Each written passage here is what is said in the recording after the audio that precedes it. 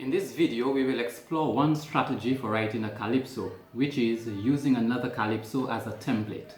Now, I know you're probably used to the idea that writing a calypso is all about inspiration, and it is. But the question is, where exactly does this inspiration come from? Whether or not we are consciously aware of it, all our ideas come from our previous experiences. In this case, songs or melodies that we have heard in the past that have been registered in our long-term memories. So instead of waiting on inspiration to come, this strategy will show you how to get inspiration by listening to another calypso. There are several ways in which you can draw inspiration from a song. The first and most important step in writing a calypso, in my opinion, is to have an idea. Now that may sound obvious, but it isn't. Too often we begin writing and we have a theme or a topic in mind, but not an idea. A calypso is not meant to be an essay or a news article. Calypso is about storytelling and the creative use of words to bring that story across.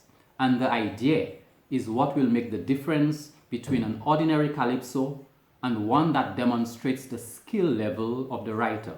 But what really is the difference between the theme or the topic and an idea? The theme or the topic is the subject or main message in your calypso. It gives further insight into what the title is. The title is the name which has been selected for the song. A song written on any particular theme can have several possibilities in terms of what the title could be. An idea, however, is that creative manner in which you will tell your story. It is the unique perspective that you will use to make the message in the song more interesting. Let's take a look at an example. I have been lying in restless slumber after dying a dreadful death. I hear them begging for mercy. I hear them pleading for sympathy. The same sympathy that brutal murderer didn't show me. So now I'm begging society, execute the capital penalty. Now, does that mean a calypso without a creative idea is automatically inferior to one with a good idea? Not at all. This song from the Mighty Sparrow, for example, entitled Education, is a classic example of what we may refer to as a straightforward calypso, but still a classic. Children go to school and learn well. Otherwise, later on in life, you won't catch real hell. Without an education in your head, your whole life will be pure misery. You're better off dead. For there is simply no room in this whole wide world for an uneducated little boy or girl. Don't allow idle companions to lead you astray. To earn tomorrow, you got to learn today. Due to the unique nature of calypso, however, and the fact that several writers may be tackling the same topics at the same time, it might be to your advantage to get in the habit of thinking outside the box. A second way to draw inspiration from using another calypso is what we call catching a vibe from various musical elements in the song. This could be the drum pattern, it could be a bass pattern in the song, it could be the chord progression, or it could be the brass lines in the song. For example, this song by Ella Under entitled Rhythm of the People. If you were to listen for a while, you would realize that this piece of music could stimulate new melodic ideas and new rhythms. And of course, depending on the calypso, which is used as reference, the ideas that you get would vary.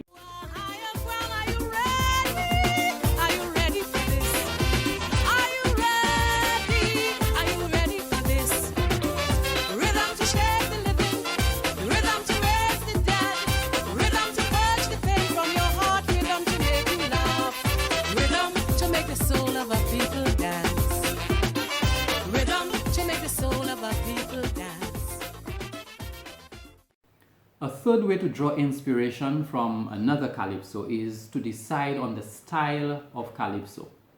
There are several different styles and categories of calypso, and each style may influence the mood of your calypso, the phrasing of your melody, the chord progression, the musical arrangement, and even the tonality. That is, whether the song is in a major or a minor key. Different styles of calypso include slow versus up-tempo. You have the vintage or traditional style of calypso, and you also have calypsos which are influenced by other genres. For example, African, Indian. There's a jazz influence calypso with a dancehall influence, calypso influenced by folk music, and of course you have calypsos written particularly for steel band. Mama desan pawe shate bagai kabini move.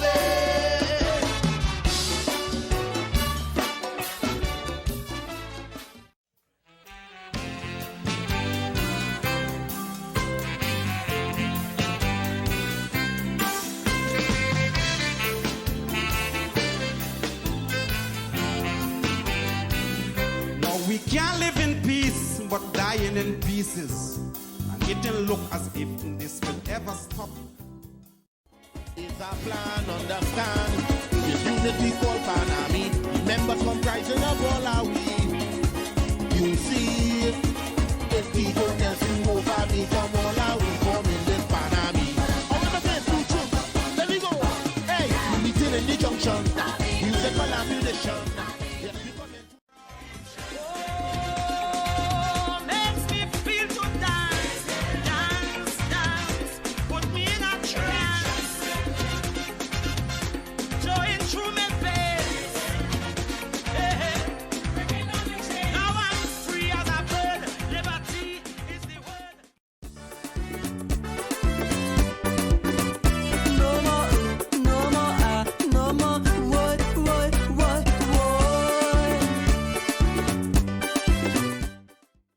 Another reason for listening to a calypso or using a calypso as reference is to be able to come up with a hook.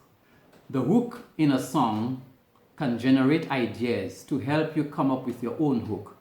A hook in a song is that part of the song that catches the listener's ear.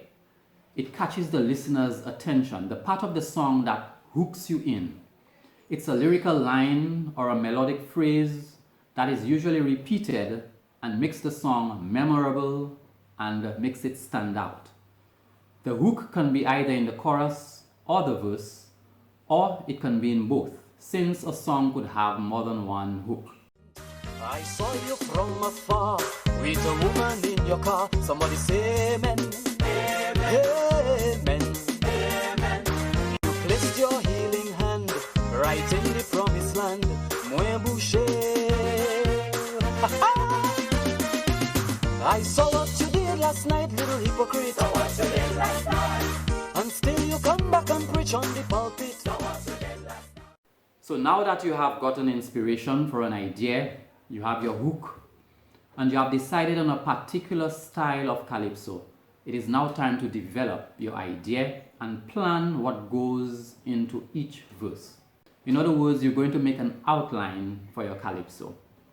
As the popular saying goes, if you don't know where you are going, how will you know when you get there? A typical calypso outline, for example, could be verse 1, you introduce the topic or you identify the problem. In verse 2, you elaborate some more by presenting an example. In verse 3, you explain some more by presenting yet another example. In verse 4, if there are 4 verses that is, then you bring in another example or another scenario, or you reiterate, or you summarize, or you can offer some sort of solution. And this basic template can be used with practically any calypso. The important thing is deciding what you're going to have in each verse and of course in the chorus. What this will do, it will ensure that you remain focused and it will ensure some sort of coherence in your calypso. And now we come to one of the main components of a calypso, which is the lyrics. For many people, finding words to write is not an issue. The real challenge is that there are 3 requirements which must be met when composing your lyrics. The first one is that your lines must rhyme. A song is not really a calypso unless the lines rhyme. A number of rhyme patterns can be used. For example, your first and second lines can rhyme while the third and fourth lines rhyme with each other, or your first and third lines can rhyme while the second and fourth lines rhyme with each other, and there are others as well. One tip, however, which should help you with your rhyming is to pay attention to the words that you use at the end of your lines, because there are some words for which it is difficult to find a rhyming word. In fact, it is often necessary to have to change your end word or to find a totally new word in order to be able to find a rhyming word for your line. The second requirement is that your lyrics must fit the metric pattern of the line. In other words, if your line has a certain number of syllables, every similar line must have the same number of syllables, and that includes every verse. Normally in a calypso, every verse must be the same in terms of structure and in terms of the meter. Let us assume that those two lines were the first two lines of our composition. The first two lines of every subsequent verse would need to have the same metric pattern or melodic rhythm as those two lines. Georgie, Porgy, Pudding and Pie, that's 8 syllables. Kissed the girls and made them cry. Those are 7 syllables. So the first two lines of all your verses should have 8 syllables in the first line and the 7 syllables in the second line. Let's imagine those next two lines were a new verse. I feel good, my mind is at rest. When night comes, I feel my best. This sometimes requires a lot of editing and replacement of words. The third requirement, although not an absolute necessity, is your ability to say what you want to say without actually saying it. The creative use of words. The use of literary devices such as wit, humor, sarcasm, puns, similes, metaphors, and so on. Unfortunately, there is no magic formula to learn how to do this. Like every other skill, it requires lots of practice in order to master. One thing I have observed, however, is that most of us are actually accustomed to using many of those in our daily social interactions. We just need to be more conscious of it and transfer that tendency in our writing. Finally, on writing lyrics, that is, there is the question of how do I start? There is nothing worse than sitting with pen in hand and staring for hours at a blank sheet of paper. Hopefully, the next few tips will assist in getting you off the starting blocks. I have included the words in brackets to help you better imagine the conversation.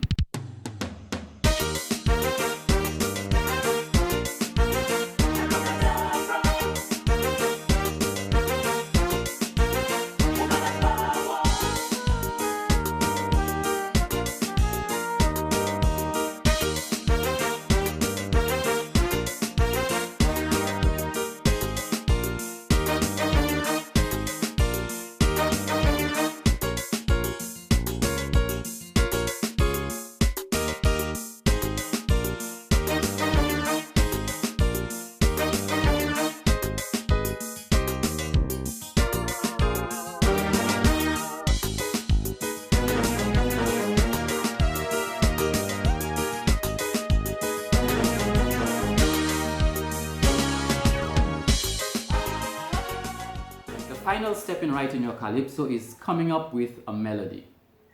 Now please note that I am not suggesting that it must be done in this particular order. In fact, many writers get inspiration for the melody first and then they compose the lyrics. Either method is fine. The question, however, is how can you use another calypso as inspiration for your own melody? The answer is in the chord progression. A chord progression is a set of chords used to provide accompaniment to a melody.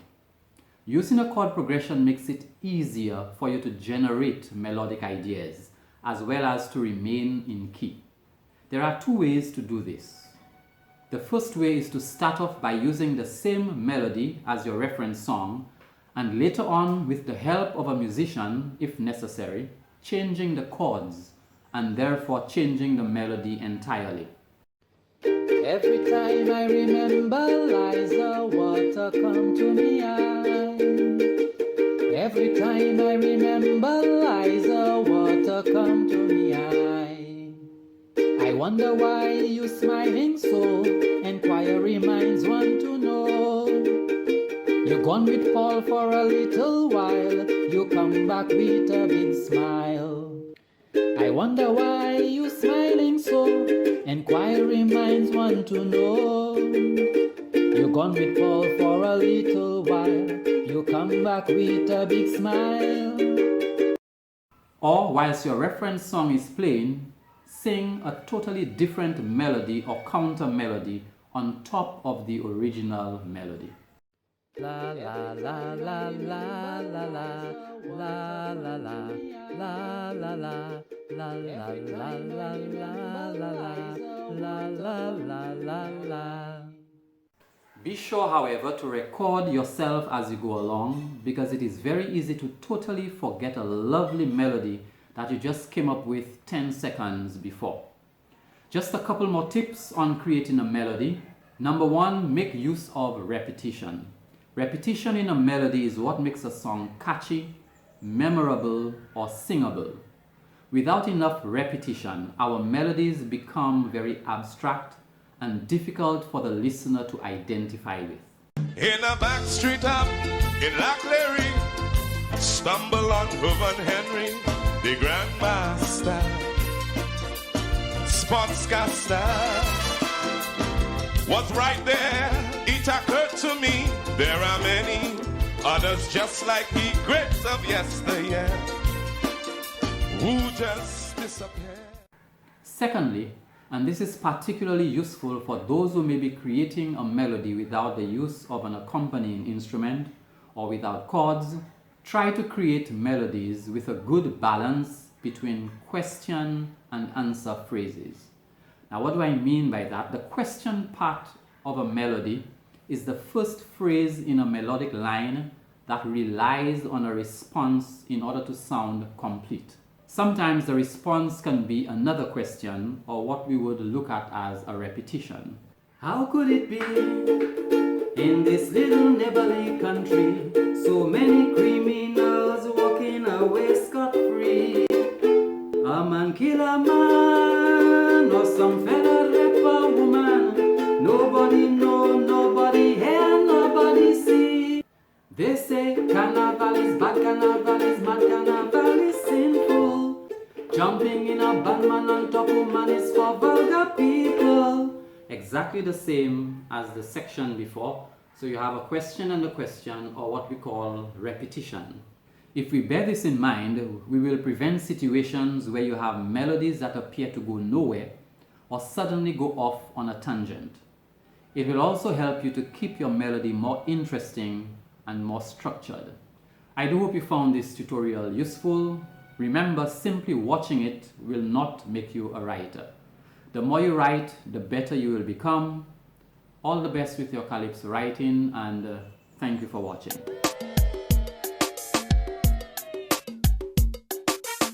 It should have